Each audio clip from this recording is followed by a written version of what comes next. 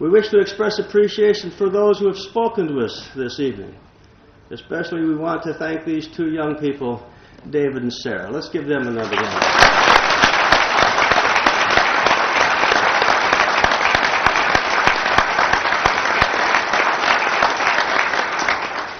We always appreciate listening to Dr. Steve Bonta, who is truly a marvelous speaker and a great mind, and we're so happy to have him at the helm of Robert Welch University.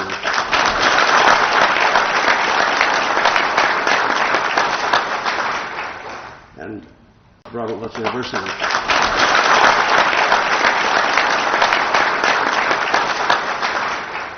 And all of us Birchers have watched Overview so many times that we will always enjoy listening to John F. McManus.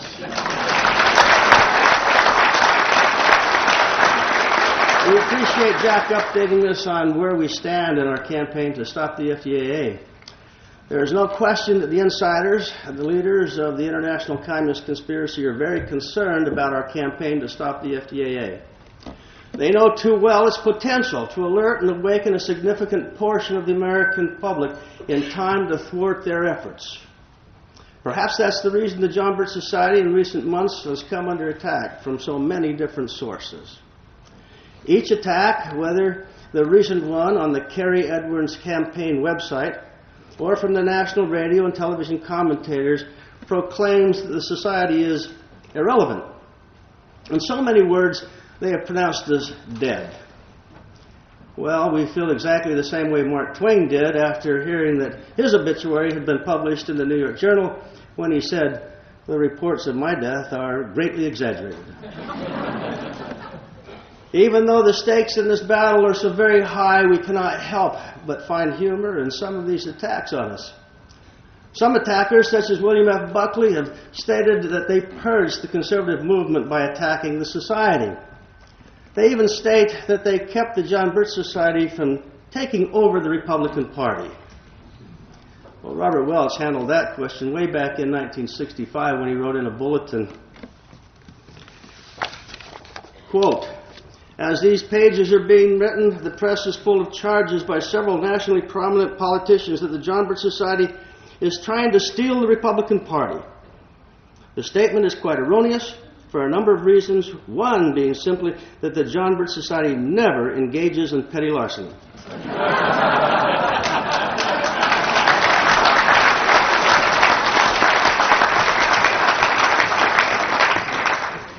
Which leads me to the main topic of my remarks this evening, and that's the confusion and near hysteria created by the insiders every 4 years during presidential campaigns and elections.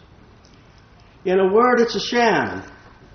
The American people debate and discuss one with another which of the insider-picked dupes would be best.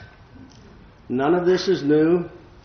I remember one of our Birch speakers back in 1968 who would say, "It doesn't matter whether you elect Tweedly Dick or Tweedly Dumphrey, you still get David Rockefeller." Well, no matter who's elected, insider socialism will be advanced. In 1957, during the Eisenhower administration, six-time Socialist Party candidate for president, Norman Thomas, observed, quote, "The United States is making greater strides towards socialism under Eisenhower than even under Roosevelt," unquote. Let's look at some recent budget figures for a moment. I won't burden you with a lot of statistics this evening, but go to the website of the Office of Management and Budget, and you will see for yourselves that for most of our lifetimes, spending has increased year in and year out, whether Democrats or Republicans were in the White House. Take the so-called conservative George W. Bush, for example. Let's compare his spending record with previous administrations. From 1989 through 1993, under George the Elder, federal outlays climbed from $1.1 trillion to $1.4 trillion, increasing annually at 5.4%. Comparable spending under liberal Democrat Bill Clinton climbed to $1.8 trillion in 2001, growing at a slower rate of 3.6%. Under George W., spending was $2 trillion in 2002, $2.1 trillion in 2003, and an estimated $2.3 trillion for the current fiscal year. That represents annual increases of 7.9, 7.3, 7.5%. That's twice the rate of growth as when Bill Clinton was in office. But we're not hearing much about spending during this campaign. The campaigners would rather tell us about which one of these Yale blue blood spokesmen is the greater war hero. Even though the John Birch Society is not a political organization, during presidential election years, it has always been difficult to keep some of our members' attention focused on JBS campaigns rather than a presidential campaign. And this fascination with the election often stems from fear of the Democrat boogeyman. The easiest way for the insiders to get their Republican candidate elected is to get the Democrats to nominate someone so bad that voters are nearly scared to death at the prospect of, pick one, Hubert Humphrey, George McGovern, Mike Dukakis, Walter Mondale, or now John Kerry. And why would the Democrats be so accommodating? For the same reason the Republicans were so accommodating when the insiders many years ago wanted to keep Franklin Roosevelt in the White House, and the GOP put up token opposition in the form of Wendell Willkie, who was a virtual cheerleader of FDR's policies. There's a maxim that a good way to find the instigator behind the action is to pose the Latin question, cui bono? Who benefits? And if there's a Republican victory in November, it would certainly benefit more than just George W. Bush. It's quite possible that another Clinton administration is in the offing.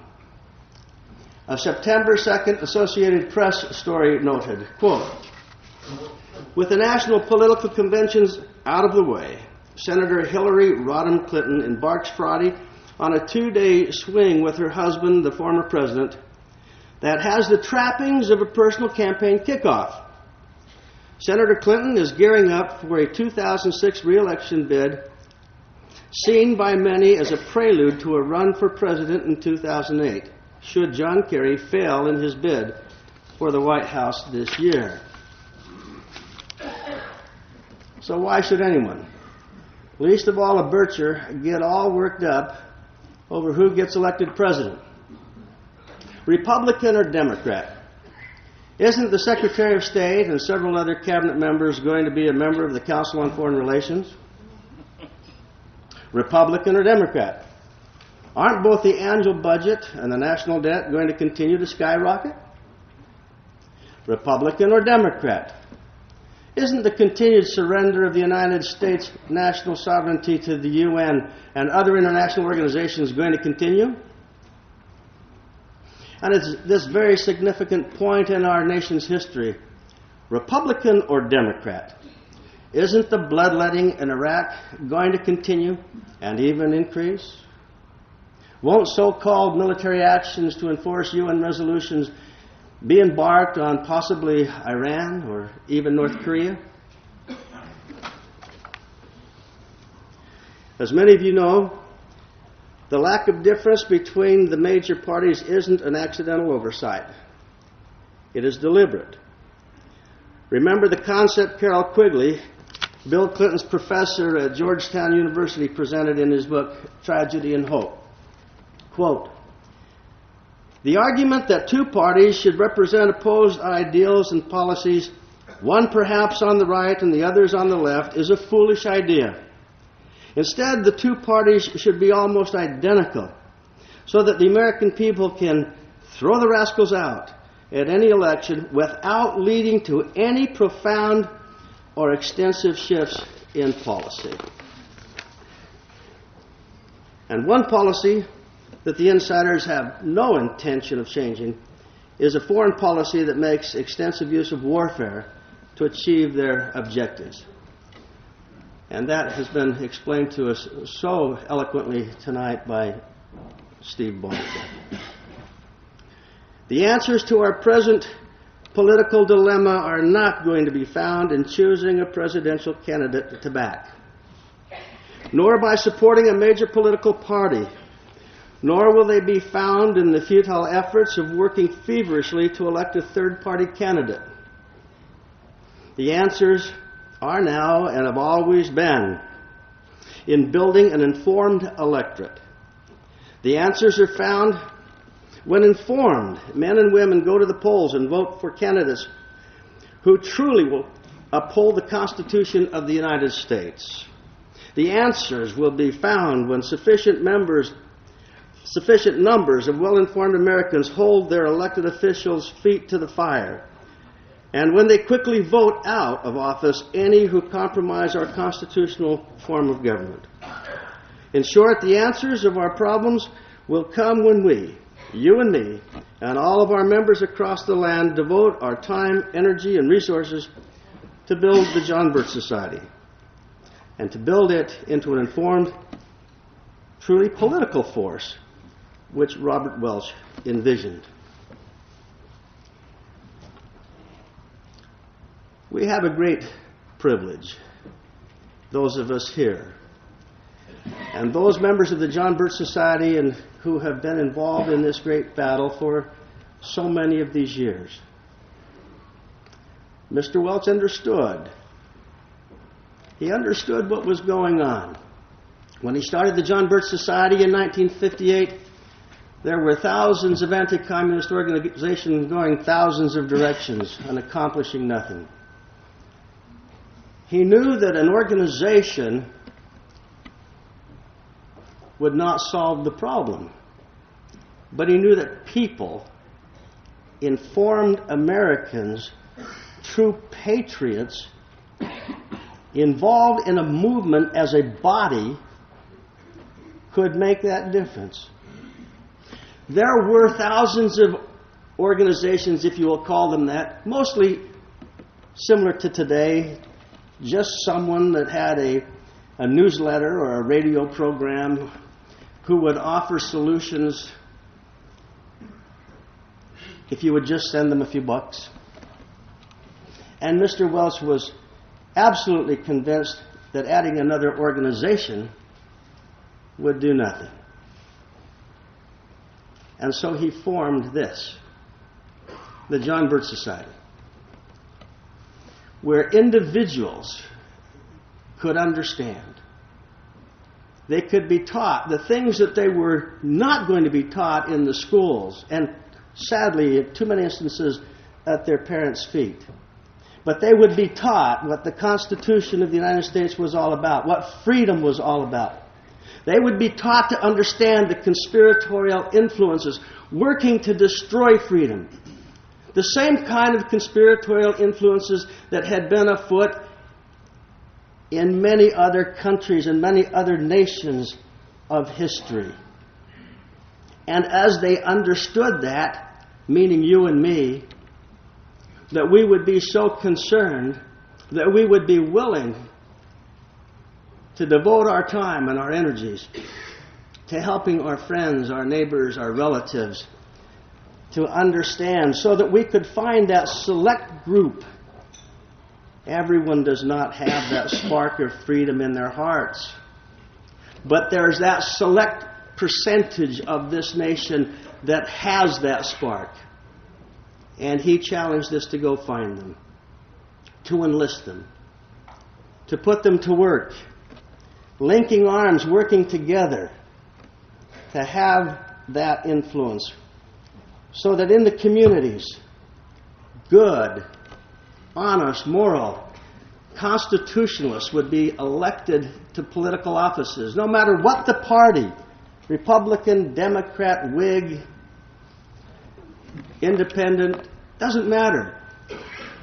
Because in that environment, constitutionalists of any of those parties would be running against constitutionalists, both promising to adhere to the principles of right, the principles of truth, the principles of freedom, more than the other guy. That's what Robert Welch envisioned. That's what the John Birch Society is about. There is no shortcut. There is no 60-second solution. There is no shootout at the OK Corral in just a few hours that's going to change things. Whether it was 1958 or the year 2004, it's going to take you and me and all of us across this nation who understand time, effort, energy, our resources. And working together, we can and we will, as Mr. Welch envisioned, have less government, more responsibility, and with God's help, a better world. Thank you very much.